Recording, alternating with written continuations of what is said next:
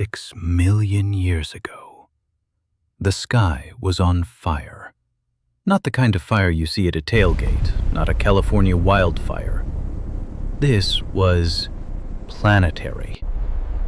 A rock roughly the size of San Francisco, moving at around 40,000 miles per hour, punched clean through Earth's atmosphere and slammed into what is now the Yucatán Peninsula in Mexico. The energy released was equivalent to 10 billion Hiroshima bombs in a single second. The ground turned to liquid. A shockwave rolled across entire continents. Tsunamis taller than skyscrapers swallowed coastlines whole. And then, something far worse than the explosion itself began. The dust, the ash, the vaporized rock, all of it shot straight up into the stratosphere and spread, like a curtain being pulled across the entire planet, blocking the sun, dropping temperatures, killing the plants, and then killing everything that ate the plants. Within weeks, maybe days, the food chain, 300 million years in the making, began to collapse. The T-Rex, gone. The Triceratops, gone. The long-necked giants, the armored tanks, the flying reptiles the size of small aircraft, all of them gone.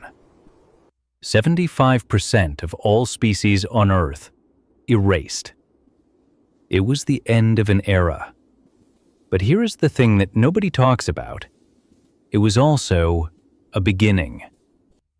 Before we go any further into this story, and trust me, it gets absolutely wild. If you are someone who genuinely loves digging into Earth's deep past, the kind of stuff that makes you go, wait, seriously? At 2 a.m? Subscribe to Biolume Science and hit that bell icon. It is how we keep the light burning in the dark. Every single subscriber keeps this channel going. Now, back to our story. Let's set the stage precisely. The event is called the Cretaceous-Paleogene extinction, the KPG extinction. Scientists used to call it the KT boundary, and you will still catch that term in older documentaries. The K comes from the German word Kreide, meaning Cretaceous. The boundary itself is a thin layer of rock found all over the world, from Montana to New Zealand, packed with iridium, a metal that is rare on Earth's surface but extremely common in asteroids. That single layer of iridium-rich clay, sometimes less than a centimeter thick, marks one of the most violent transitions in the history of life on this planet. When geologists first spotted it in the late 1970s, physicist Luis Alvarez and his son Walter, a geologist, proposed what was, at the time, a genuinely radical idea. They said, an asteroid did this. The scientific community was not exactly thrilled. Volcanic eruptions were the favored explanation back then. The Deccan Traps in India, one of the largest volcanic events in Earth's history, were already erupting around this same time, pumping enormous amounts of carbon dioxide and sulfur dioxide into the atmosphere over hundreds of thousands of years. But here is what settled the argument. In 1991, scientists confirmed the Chicxulub crater, buried under the Gulf of Mexico and the Yucatán Peninsula, as the impact site. Roughly 112 miles wide and about 12 miles deep, the dating matched perfectly. 66 million years ago, give or take 50,000 years. Case closed. The asteroid did it. Though the volcanoes almost certainly made things worse. Now, let's talk about what actually happened in the hours, days, and years after that rock hit. Because this is the part most documentaries skip right over. They show you the explosion, they show you the dinosaurs falling, and then they cut to a cute little mammal running through tall grass. But the real story, the physics of what followed, is far more brutal and far more fascinating than that. Phase 1. The impact winter. In the first hours after impact, billions of tons of vaporized rock and superheated debris launched into the upper atmosphere. Some of it went into orbit and came back down as a global layer of superheated particles, essentially raining fire across the planet's surface. Scientists estimate that re-entering debris may have pushed surface temperatures to around 390 degrees Fahrenheit in some regions. Forests didn't catch fire from the ground up. They ignited from above. Then, the real killer settled in. The dust and sulfur aerosols suspended in the stratosphere reflected sunlight back into space. Global temperatures dropped. Estimates range from 18 degrees Fahrenheit to 45 degrees Fahrenheit within weeks. Some models suggest parts of the planet fell below freezing even in regions that had been fully tropical. And without sunlight, photosynthesis stopped. Think about what that actually means. Every plant, every algae, every phytoplankton in the ocean, the entire foundation of every food chain on Earth stopped producing energy. The base of the pyramid crumbled. Herbivores starved first, then the carnivores that ate the herbivores, then the carnivores that ate those carnivores. It was a cascade, a slow, grinding, planet-wide unraveling that played out over months to thousands of years depending on the species and the region. Scientists have a name for what happened to the oceans during this time. They call it the Chicxulub Ocean, named after the Stanley Kubrick film. A period when the ocean's surface layer became essentially biologically dead. The microscopic organisms that normally regulate ocean chemistry were wiped out. The ocean acidified. The carbonate shells of marine creatures simply dissolved. Even in the deep sea, one of the most stable environments on the entire planet, over 90% of species vanished. So who survived? This is where the story gets genuinely extraordinary. The survivors were not the biggest, they were not the strongest, they were the ones that could eat garbage, literally.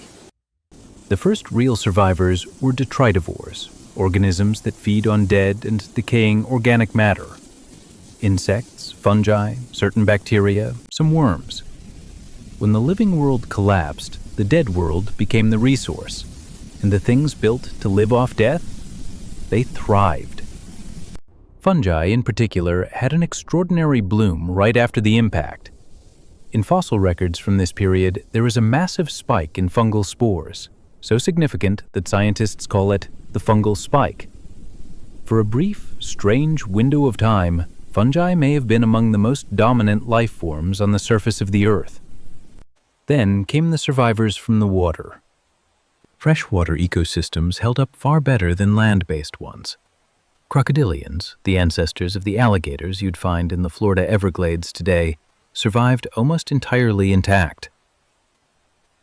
And here is why that should genuinely stop you in your tracks. They could go months without eating. They could consume rotting carcasses. They lived in water that was far less affected by the temperature crash. They were, essentially, built for an apocalypse they never saw coming. Turtles survived. Snakes survived. Most lizards survived. And the birds. Here is a fact that still catches people off guard. Birds are dinosaurs.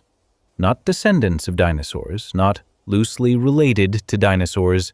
They are avian dinosaurs, a direct branch of the theropod family that includes Velociraptor and T-Rex, and a handful of early bird lineages scraped through the extinction.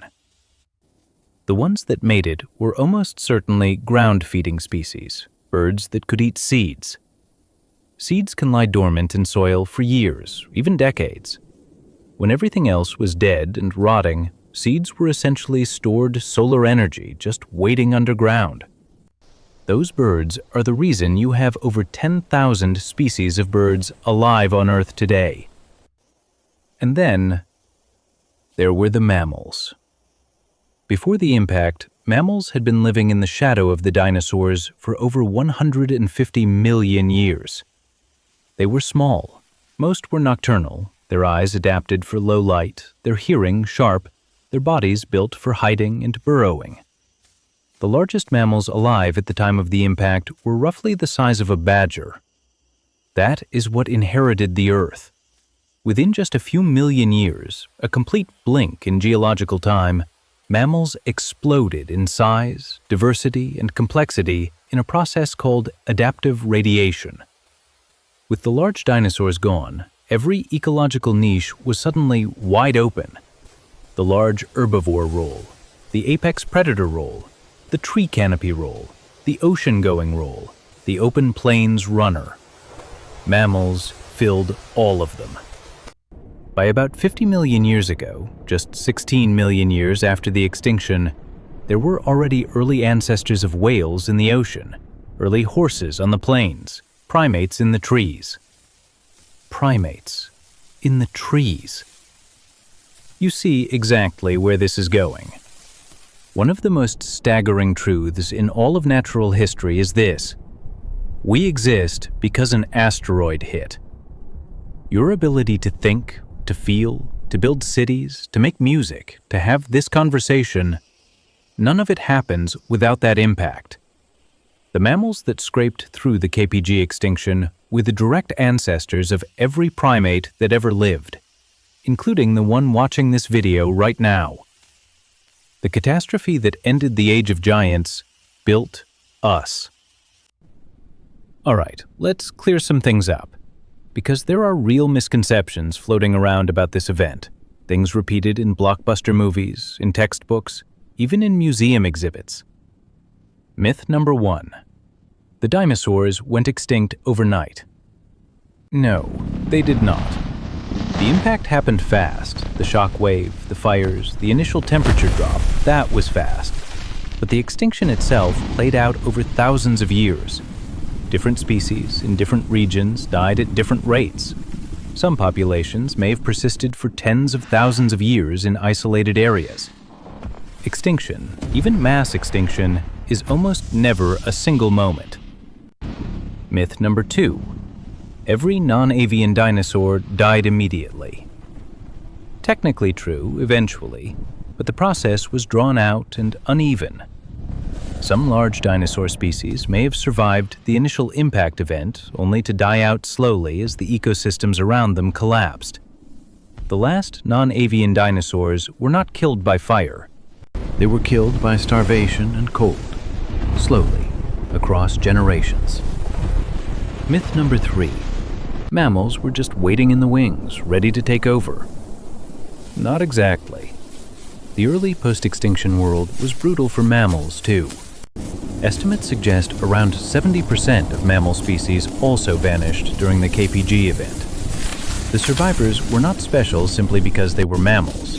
They survived because of specific traits: small body size, flexible diets, burrowing ability, and fast reproduction.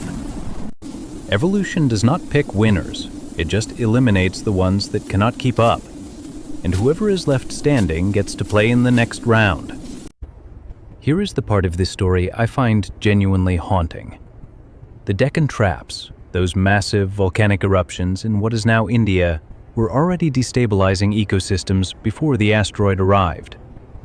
Temperatures were swinging, sea levels were dropping.